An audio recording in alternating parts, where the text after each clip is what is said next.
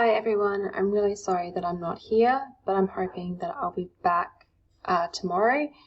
Sorry, I'm saying this as Sunday night, so I mean Tuesday.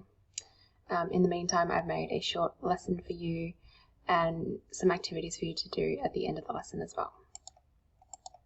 Okay, so we are moving on to our third macronutrient, which is lipids.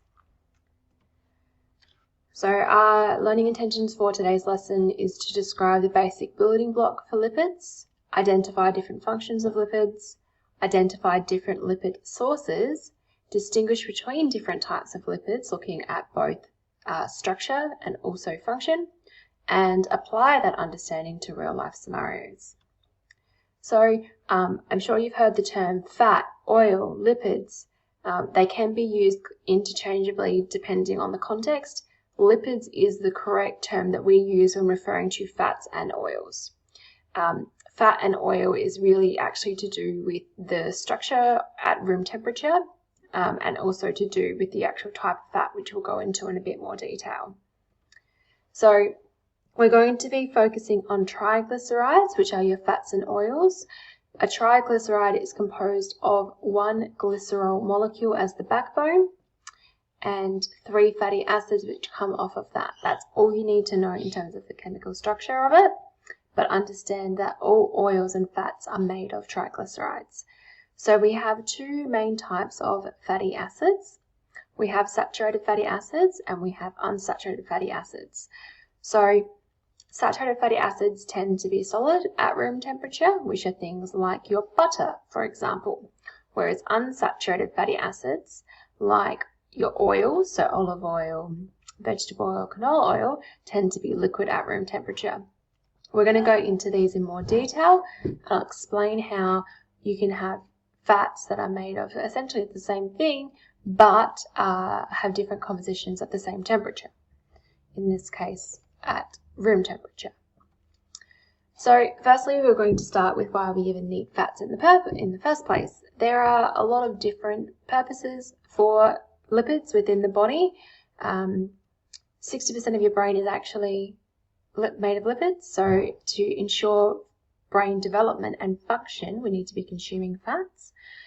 As a structural component of cells, which in fact is the cell membrane, which all cells need in order to function properly. If you've done biology, we are talking about the membrane at the moment and how incredibly important it is. It's a phospholipid bilayer. Phospholipid meaning it's composed of fat to some degree. So we need to be consuming fats to make sure that our cells, if they become damaged or they need to grow, have enough fat in them to be able, enough lipids in your body to be able to do that. They also support the absorption of vitamins. We have 4 main fat-soluble vitamins, which means that you need fat in your body to be able to transport them. And they are vitamins A, D, E, K, or ADEC, which is when we talk about vitamins later in this term, you'll learn a bit more about them. Some fats are actually important for maintaining heart health, whereas other fats can actually destroy heart health. And our final purpose of fat is it is in fact a source of energy. So if we go into just a little bit more detail with that, so we need proper function and structure for the brain.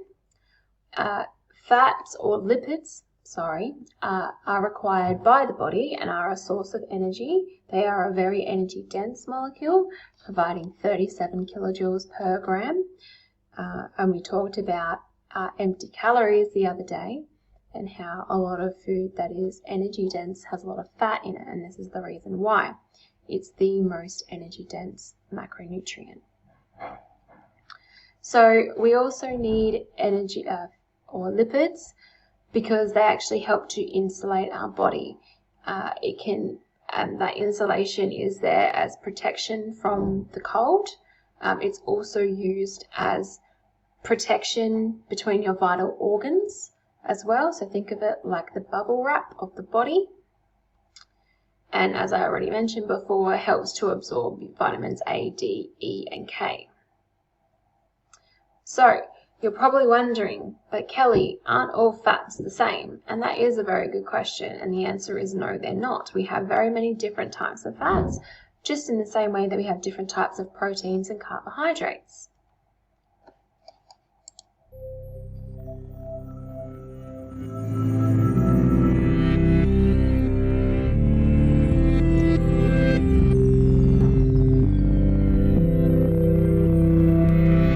Olive oil is 100% fat. There's nothing else in it. Pancake mix, on the other hand, is only about 11% fat. And yet, olive oil is good for you, and pancake mix is not. Why is that? As it turns out, the amount of fat we eat doesn't impact our weight or our cholesterol or our risk of heart disease nearly as much as what kind of fat we eat. But let's back up. What is fat?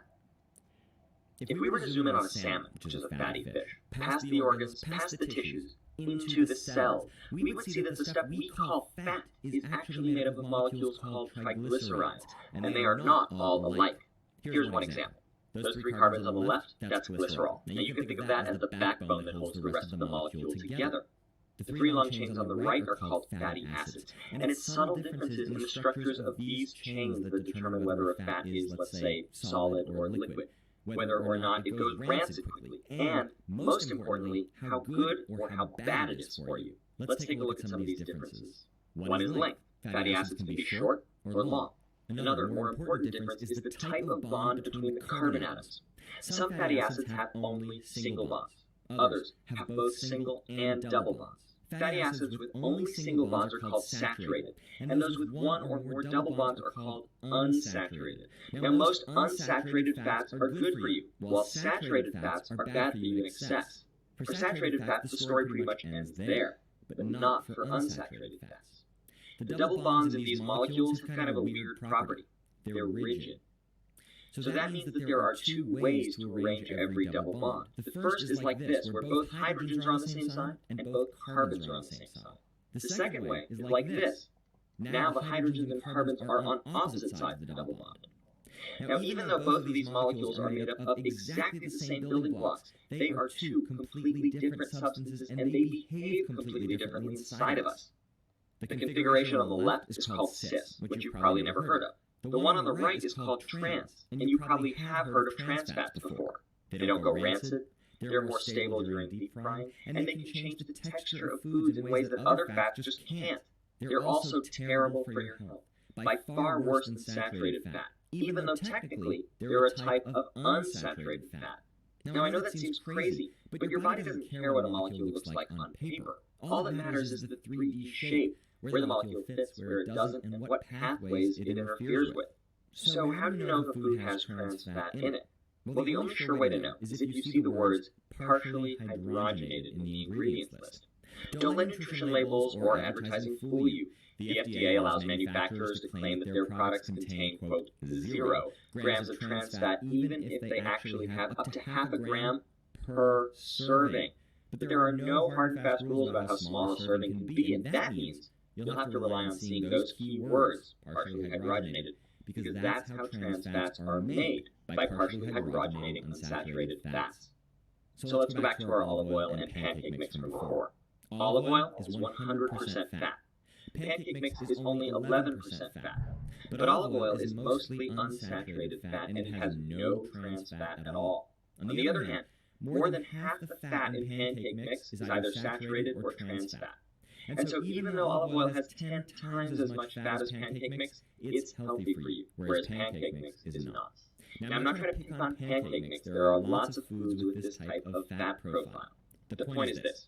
It's not how much fat you eat, it's what kind of fat. And what makes a particular fat healthy or unhealthy is its shape.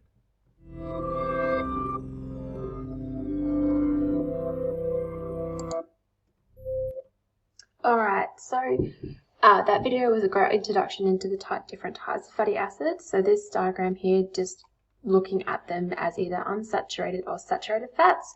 Saturated fats are pretty simple in comparison to unsaturated. We have many different subcategories within unsaturated fats. We have poly and monounsaturated, and our polyunsaturated move into omega-3 and 6. We're going to talk about these in more detail, so don't get too worried about being overwhelmed with them. I'll go through them in more detail in the next couple of slides. So with our saturated fats, they have no double bonds. So if we have a look at our composition here of our fatty acids, we've got no double bonds. It's all single bonds, okay?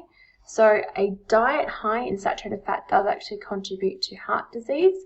When we look at overnutrition as one of our next topics, we are going to look at the impact that saturated fat has on the body, not only just to do with obesity, but also to do with cardiovascular disease as well. Some of the foods that contain saturated fats include red meat, butter, cream, chicken with the skin on, hot chips, palm oil, and ice cream. All the delicious things, really. So if we move on to our unsaturated fats, we'll start with our monounsaturated fats. They, like the name suggests, have one double bond between the carbon molecules.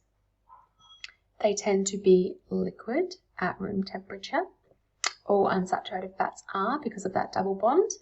They help to reduce low-density lipoproteins. This is the bad cholesterol. So there are two types of cholesterol, LDL cholesterol and HDL cholesterol. Low-density lipoproteins and high-density lipoproteins. We want to consume more of these and have less of these in our blood. So monounsaturated fats actually help to reduce low-density lipoproteins while boosting our good, useful, high-density lipoprotein cholesterol. Foods can include olive oil, avocado, macadamia oil, or peanuts and almonds. So nut butters are really healthy and are a good source of monounsaturated fats. If we move on to polyunsaturated, just like we have polysaccharides, polyunsaturated fats mean that they have multiple double bonds, here and here, for example. They are deemed as essential fatty acids because the body cannot synthesize them themselves. Now we're going to go into the different types of polyunsaturated fats, which are omega-3s and 6s. So we'll look at the omega family in a second. Omega oils are linked to the prevention of cardiovascular disease, cancer, hypertension, and arthritis. Many Australians are not receiving enough omega-3 oils, whereas their consumption of omega-6 oils seems to be sufficient. These statistics are from 2018, which is the most recent data at the moment. In that, 4 out of 5 cardiovascular hospitalizations occurred in those over the age of 55 or more. So as you get older, you are at risk of diet-related diseases, which we'll talk about next week.